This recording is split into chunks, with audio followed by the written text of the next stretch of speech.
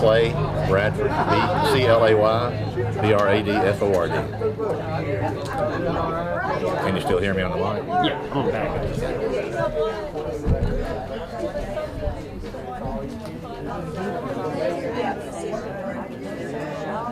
I'm going to be able to get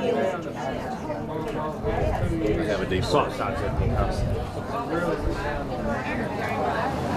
We'll take a picture after this, Dustin. We'll take a picture after we game this interview. If you could just kind of give me a little bit of background about the museum. Well, in 1915, the building was a bank owned by the Portis family. So it was a bank originally many, many years ago.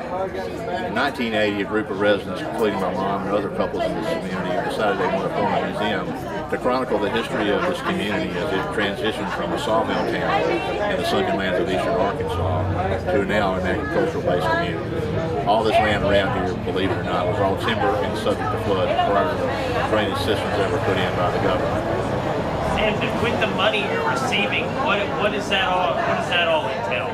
Basically, back in March of this year, a tornado, what they had done prior to this is built a wood frame and a metal roof over the original roof, and the tornado ripped that off and caused damage of leakage.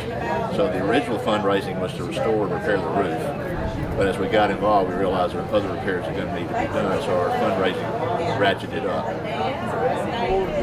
And after that, after that tornado, what was your first feeling after seeing the damage? Well, very concerned about the museum because not living here but being a former resident, we were concerned if there were enough residents interested in keeping it as a viable museum for the community. And fortunately, there was a great rally of the residents here and former residents, and because of that, we were able to raise the funds you were talking about earlier. One of the family members of the Fowler family is married to a young lady from Lepanto. They gave us a very generous donation, and that gave us a catalyst to raise additional funding. And then we were able to go to the governor and ask for additional grant. And it's all been our team effort to raise enough money to restore the roof and the inside and update all the exhibits. And not only you, but the community. How does that make you feel?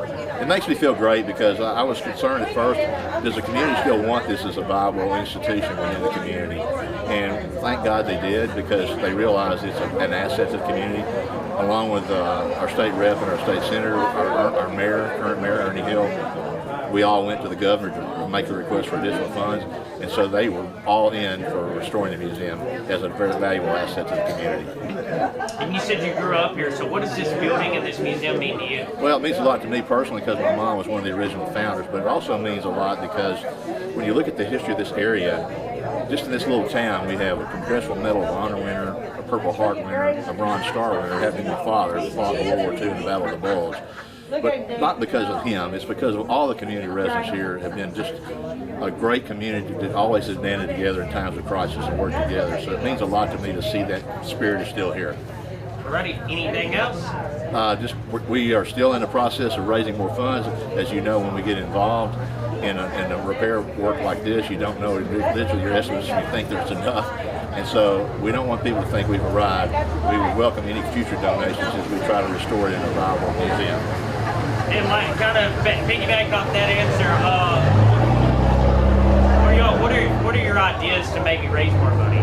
Well, we had a raffle during the Terrapin Derby that we have here annually. It's over 70 years old. And we've done other things online. In fact, we have one of two Arkansans in Northeast Arkansas. It's in the NBA now. Happens to be in League Month.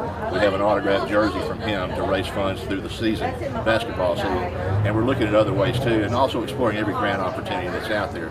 One other caveat to that is, all along the restoration process, we worked hand in hand with the Arkansas Heritage Foundation to restore it in a manner that would be eligible to become part of the National Registered Historic District of Lepanto. And that will give us the ability to get a grant every year to keep and maintain the museum. And the painted house, that had damage as well? It had damage as well, but fortunately they had an umbrella insurance policy through the city, which we did not. We did not have insurance, so that's another reason our fundraising is ongoing.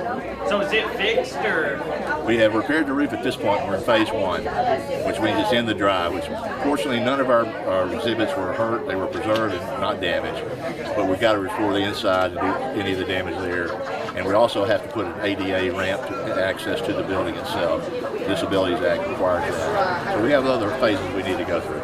So timeline on all this, maybe Are you? We're hopeful that we'll at least have that done, hopefully sometime next summer. Again, it all depends on how we accomplish each phase and whether we have the funds to do it. And what about for the museum? Any timeline on that? That's what I'm talking about. Reopening the museum would be hopefully next summer, but we're in phase 1 now, which is restore the roof. It's in the dry. And I want to give a shout out to Jonesboro Roofing, Mr. Scott Moore, and Tom Stuck pointing out of Corning, Arkansas, Greg Wilson. They've always worked on old buildings like this, and we've got great work out of them in restoring this thing the right way, along with the Arkansas Heritage Technical Consultants. Alrighty, you got any questions? No, I'm good. Alrighty, I'm good. You probably won't have all that in there.